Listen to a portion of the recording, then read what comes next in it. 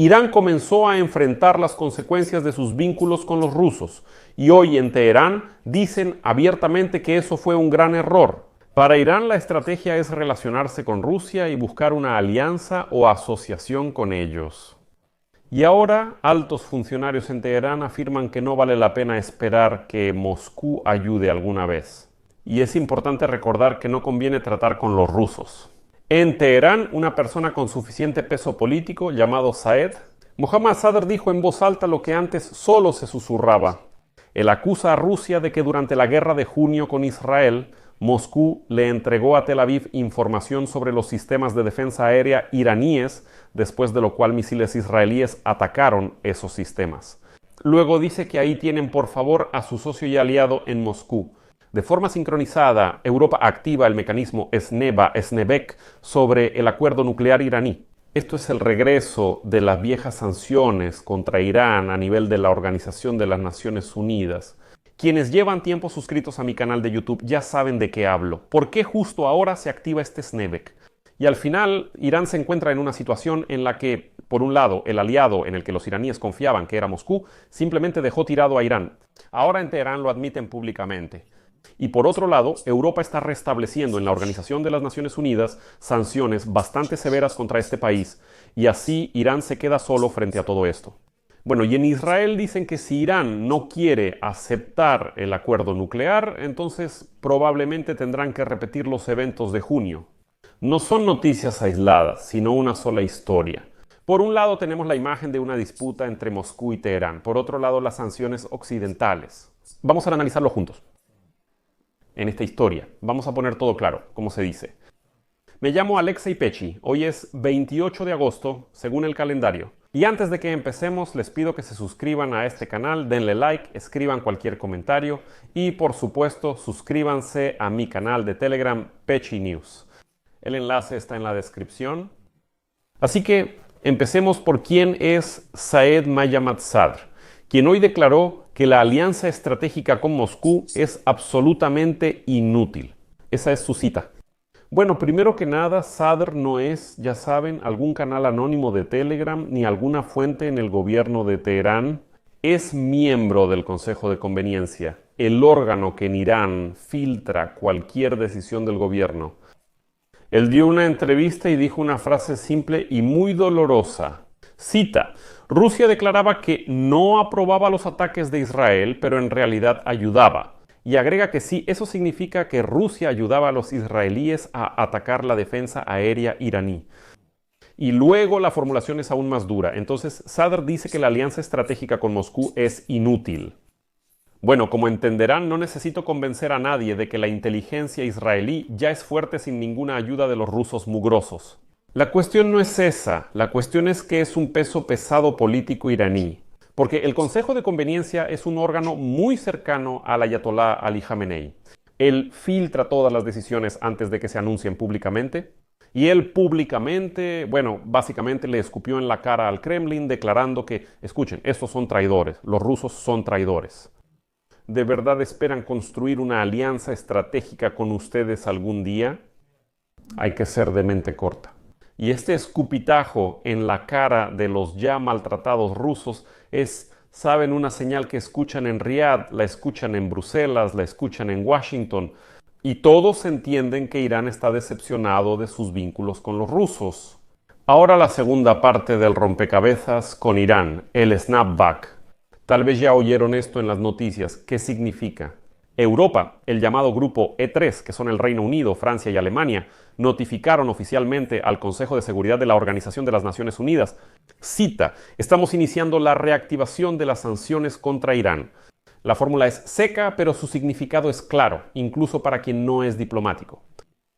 Los europeos dicen: presionamos el viejo botón snapback y en 30 días regresarán. Restricciones sobre armas, el programa de misiles, activos, visas y así sucesivamente. Entonces no es solo un deseo como decir desarrollemos un nuevo paquete de sanciones. No, es el restablecimiento de aquellas resoluciones que afectan la economía y la industria militar de Irán. Irán reaccionó de inmediato, calificando esto como perjudicial para la diplomacia. ¿Por qué lo hacen los europeos? ¿Tan buenos? ¿Están listos para negociar? Europa responde de forma neutral y afirma que Irán no ha cumplido las condiciones por mucho tiempo. El Organismo Internacional de Energía Atómica no ve el panorama completo sobre el programa nuclear porque los iraníes no dejan entrar. Irán claramente está ganando tiempo y no quiere llevar a cabo negociaciones adecuadas. Esto activa el mecanismo para restablecer todas las sanciones. Muy brevemente les recordaré por qué esto está ocurriendo precisamente ahora. El asunto es que este mecanismo, el snapback y el derecho de Francia, Alemania y el Reino Unido de restablecer todas estas sanciones a nivel de la Organización de las Naciones Unidas, literalmente termina en octubre. Para restablecer sanciones contra Irán, se debe convocar al Consejo de Seguridad de la Organización de las Naciones Unidas. Ahí, Rusia y China probablemente vetarían cualquier decisión y no habría nuevas sanciones contra Irán. Pero cuando existía el acuerdo nuclear, precisamente esos 3 países europeos tenían el derecho garantizado de activar en cualquier momento ese mecanismo de snapback y restablecer las sanciones. Este mecanismo, repito, termina en octubre. Ya lo activaron. En 30 días deberían volver las sanciones. Así termina la historia. Continuación, ¿y esto cómo se relaciona con Ucrania? Se preguntarán. Directamente, porque Irán no son solo drones, también son componentes, logística, pagos a través de los llamados terceros países.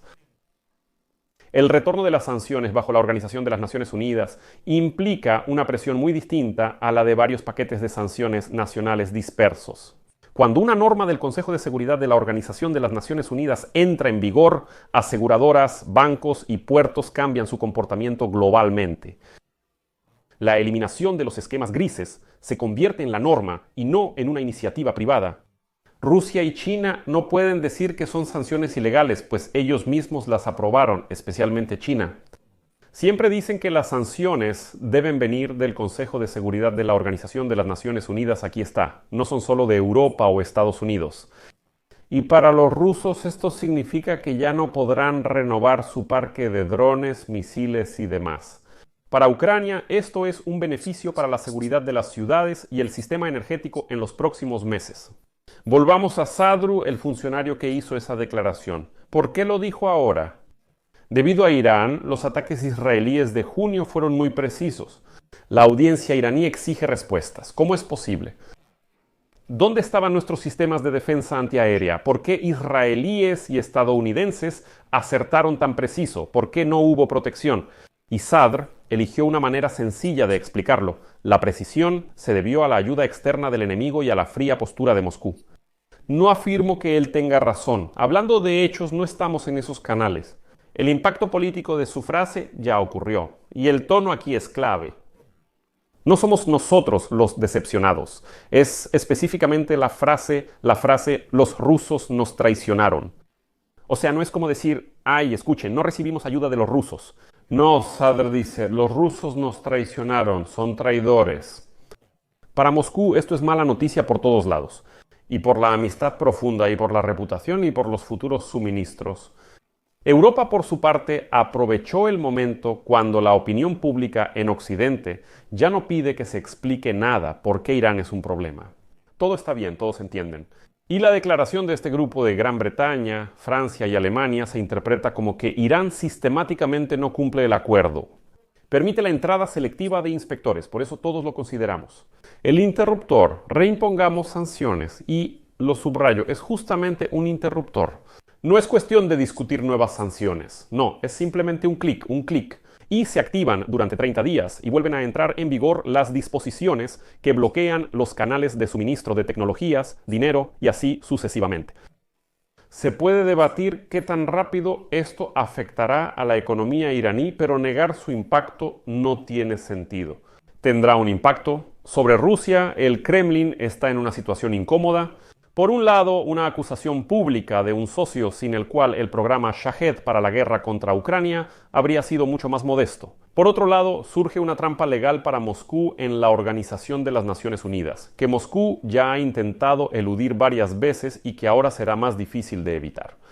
Súmale a esto la tendencia general. Las aseguradoras mundiales se han vuelto mucho más estrictas respecto a disputas relacionadas con Irán. Los bancos en los Emiratos, por ejemplo, en Asia, se han vuelto más cautelosos con los pagos grises. Este es el contexto en el que opera la economía militar rusa. Ucrania, en este contexto, parece ser la única que puede permitirse un optimismo pragmático. Cada canal de comunicación cortado significa decenas menos de estos Shaheds en el cielo, y eso es una ruta alternativa menos para los esquemas de suministro rusos. Esto no es una salvación instantánea, desafortunadamente requiere consistencia. Este paso es real, no solo apariencia. Y vamos a cerrar todo esto con lógica.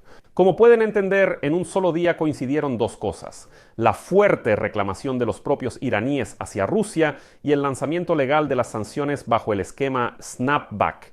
Además, la firme postura del Organismo Internacional de Energía Atómica ante la falta de cooperación. Para Moscú es una historia sin buen desenlace. O pelearse con Teherán y decir cómo se atreven a llamarnos traidores, o quedarse callados y tragar la humillación en silencio, mientras al mismo tiempo buscan nuevos huecos en la cerca de sanciones. Como vemos por la reacción de Moscú, decidieron aceptar esa humillación. Para Kiev, esto es una oportunidad para presionar a sus aliados y reforzar el control sobre las líneas de suministro de drones, componentes y finanzas. Y aquí hay una moraleja simple: las alianzas sin valores se desmoronan cuando la escala de beneficios cambia. Hoy la escala de beneficios ha cambiado. Y Moscú, los rusos son esas personas con las que no se pueden construir alianzas. Son traidores, no son ratas que se aprovechan y luego cuando llega el momento de ayudar de su parte o te apuñalan por la espalda o simplemente huyen. En este caso Moscú hizo lo segundo, simplemente huyó. Y ahora en Teherán dicen: ¿cómo es posible? Firmamos un acuerdo estratégico de asociación, somos aliados, ¿cómo pudieron hacer eso? Y los rusos dicen: ¿y qué esperaban? Somos los rusos desaliñados de los pantanos, bárbaros y salvajes, ¿qué esperaban? En esto dejaré puntos suspensivos. Escriban su opinión y sus conclusiones en los comentarios debajo de este episodio. Suscríbanse al canal, activen la campanita y no olviden dejar un like. Eso es todo. Cuídense. Hasta luego a todos.